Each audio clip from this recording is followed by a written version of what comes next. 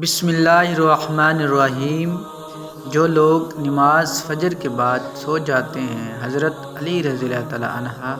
کا یہ فرمان ضرور سنیں۔ فرماتے ہیں، اے اللہ کے بندے، میں نے اللہ کے نبی صلی اللہ علیہ وسلم سے سنا کہ جو بھی انسان صبح کے اوقات میں سویا رہتا ہے اور وہ فجر کی نماز بھی قضا کر بیٹھتا ہے یا پھر وہ فجر کی نماز ادا کر کے سو جاتا ہے، تو جب فرشتے آسمانوں سے ان کے مقدر کا رزق لے کر زمین کی طرف آتے ہیں اور وہ رزق انسانوں میں بانٹنے لگ جاتے ہیں تو وہ انسان سوئے ہوئے ہوتے ہیں، اسی وجہ سے وہ فرشتے وہ رزق واپس اپنے ساتھ لے کر آسمانوں کی طرف لوٹ جاتے ہیں، اور جب وہ نیند سے فارغ ہو کر اٹھتا ہے، بیدار ہوتا ہے، تب ایسے لوگ رزق کی تنگی کی شکایت کرتے پھرتے ہیں۔ جو لوگ صبح سویرے جاگتے ہیں وہ اپنے کام بھرپور طریقے سے سر انجام دے پاتے ہیں اور ان کے رزق میں بھی برکت ہوتی ہے